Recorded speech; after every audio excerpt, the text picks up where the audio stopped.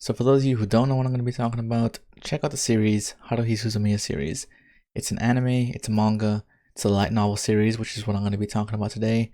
It's a comedy, drama, mystery, slice of life. It's got everything. It's worth checking out. I've been supporting this series since the mid to late 2000s. Definitely worth checking out. For those of you though who do know what I'm talking about, it's here. Volume 12 or 11, I guess for us. I'm sure you guys were all excited. This came out a year ago. I've read it a couple of times since then, and I want to talk about it. So the Intuition contains 3 stories, 2 of which we've already seen depending on how much you follow the series. But I'm going to start with the first one, of course, which is Random Numbers. Random Numbers just details a kind of an early shrine visit for the SOS Brigade. It includes some minor questions that the reader can ponder about, notably Koizumi's titular random number. There isn't much I can actually say about the story. It only takes up about 20 pages, but it does serve as a surprisingly complete introduction. We see our main cast represented especially well, with their personalities fully displayed, so that if you do happen to jump into this book without remembering the characters too well, you can easily and clearly understand their characterization. Even the mysterious Tsuruya is mentioned, a character which I have a lot to say about, but isn't relevant just quite yet. With that, it is certainly a strong opening story that made me smile. It gave me the feeling of being back in the rhythm with the gang. It's almost as though there was never a gap in stories in the first place. But this story did come out in 2013 in Ito Noishi Sensei's Haruhi Hyaka, and I did reread the series beforehand, so this might just be some bias on my part. That being said though, I do think it is a great introductory story. Moving forward, we get the second story, Seven Wonders Overtime. This is the second story to have been previously released. It originally came out in the celebratory The Sneaker Legend limited issue in late 2018. It begins when a member of the Mystery Research Club reports to the Haruhi's SOS Brigade room to deliver her research about the school's 7 wonders, apparently having been tasked by Haruhi herself. Finding no such mysteries, she reports as such to the brigade. With Haruhi's imagination in mind, Koizumi asks that the club instead come up with their own 7 mysteries as a preventative measure. Kyon suggests the mysteries must be mundane enough to warrant a mystery, but not so imaginative as to cause any problems. And so the SOS Brigade begins their task of creating wonders that will sate Haruhi's curiosity and hopefully not invite any trouble. Seeing the gang try and come up with mysteries that are structurally similar to anti-jokes is fairly enjoyable to read. The idea reminds me of some of Syd Barrett's lyrics in the early Pink Floyd, seen on songs like Bike, which are like the musical forms of anti-jokes. Get it? It's a Pink Floyd reference taken as a surprise when Kyon suggests that Haruhi should use Pink Floyd's One of These Days as her entrance music when she shows up late to the SOS Brigade to surprise the potential fresh members, and she responds by saying that it's actually a good idea but that she was unprepared for such a stunt. Pink Floyd, officially endorsed by Haruhi Suzumiya. Normally when trying to gauge Haruhi's reaction, the crew have the blessing of being near her and the ability to potentially read any negative reaction to their ideas. This time, however, Haruhi is occupied and it's up to Kyon and Koizumi to try and not only write the mysteries, but also predict how Haruhi will navigate and potentially dismantle them. Controlling Haruhi's curiosity is a concept that has been used before in stories like Remote Island Syndrome from Boredom, or Editor-in-Chief Straight Ahead from The Indignation. Where Seven Wonders Overtime differs, however, is that instead of prodding at Suzumiya's imagination to prevent her boredom, the task with the newly written mysteries is to stifle it directly and prevent her from getting too excited. Truthfully, Seven Wonders Overtime is difficult for me to say only good things about. It lacked the complete interaction of all the members, instead relying on Koizumi and Kyon. Where Random Numbers felt like a cute little reintroduction to our characters, Seven Wonders Overtime felt like we had just got done with the action and were winding down, which I guess after the timeline spanning disassociation and surprise is true, but as the second story of this novel, it does feel out of place. So while the characters and developments felt natural and accurate, I didn't feel like it did too much in expanding the characters of the world. We did get a little bit more of Kyon's feelings towards Haruhi towards the end of the story, and as I said, the characters didn't feel different necessarily, so as someone who had asked for more Haruhi content, I certainly did receive. Tanegawa Nagaru Sensei does state in the afterword that this story's genesis was the question from his editor, does Haruhi's school have 7 wonders? And I think that this story quite aptly answers that question. This is it. This is where the facade of making this review falls apart. Now, story 3 Story 3 is Tsuruya's challenge. This story is by far the longest, occupying 170 of the 255 pages.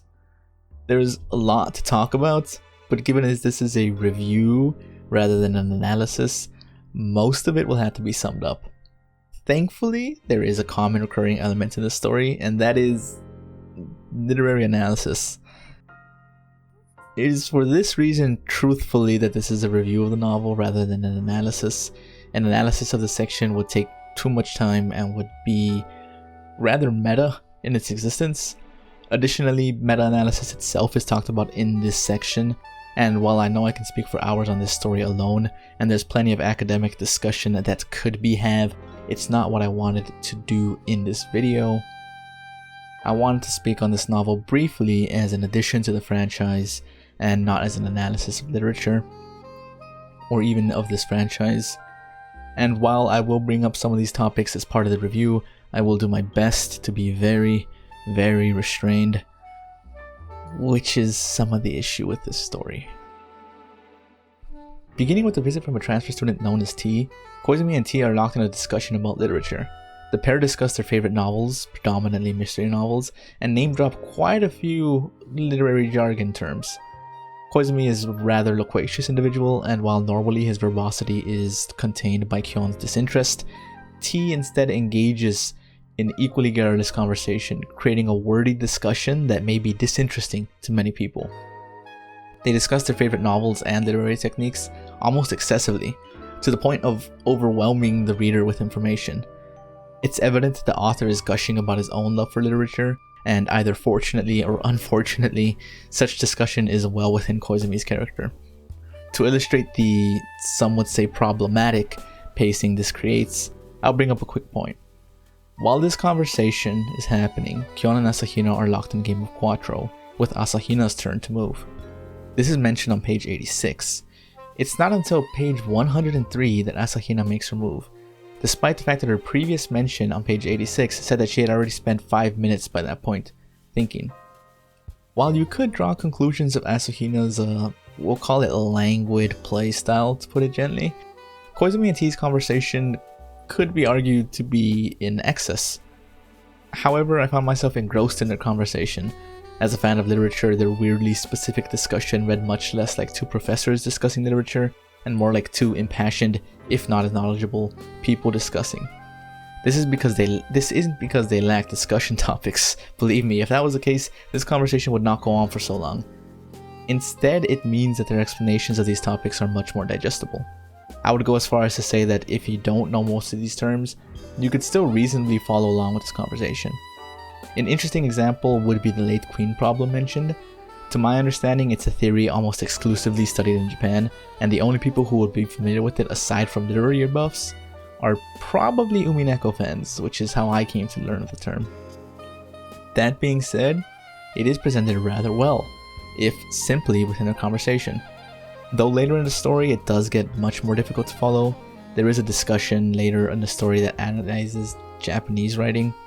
I can't imagine how difficult it was to translate that to English, and even with the excellent work from the translators, it still gets fairly difficult to follow. I can't blame the writing for that, of course. This is just the unfortunate effect of reading a translated work, but it is an issue I thought I should mention. Speaking of issues, remember how I alluded to potential issues with restraint? Well, all that I've discussed, save the Japanese writing so far, was only about the first 20 pages or so of this story, and it's all the prelude to the actual story that I have yet to cover. The actual story is simple. Tsuruya sends Haruhi an email, issuing a challenge to her and the SOS Brigade. The challenge is to solve a mystery with the clues and only assets being 3 stories that Tsuruya sends them one at a time. It is in their solving of this mystery that the prelude's purpose is made clear. In order to solve the mystery, the gang must use all their powers of deduction and literary analysis to unravel the truth hidden in the words of the story. It's a genuinely massively entertaining, not only as a fan of mystery novels, but also as a fan of this series. The Haruhi series always had some homages to mystery novels previously, but this story alone takes that point and puts it on full display. Tsuruya as a character has always been fascinating. She's the only normal person beside Kyon to commonly associate with Haruhi. and unlike Kyon, seems to almost match Haruhi in energy and ability.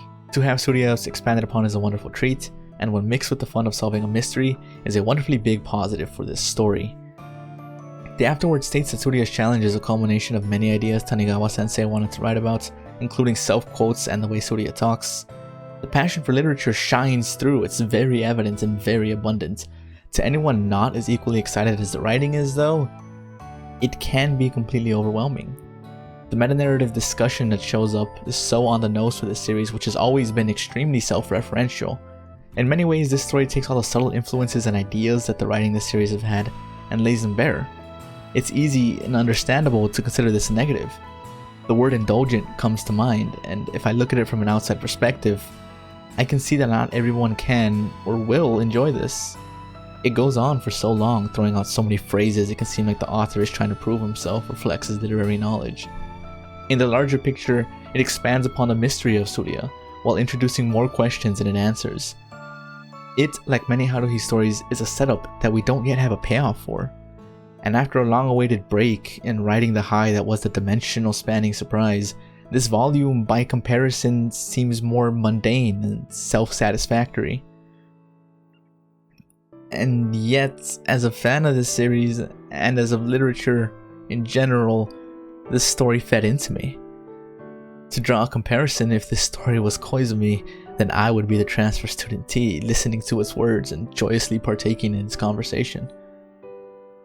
There's so much I couldn't get into about this story, further analysis of Tsuruya as a character, as well as the as-of-yet unfired Chekhov's gun regarding her in the form of the hyper-advanced circuit-covered metal rod discovered in the intrigues. Chekhov's gun was even mentioned in this story. What even is this feedback loop at this point? What even is the Haruhi Suzumiya series? I don't know.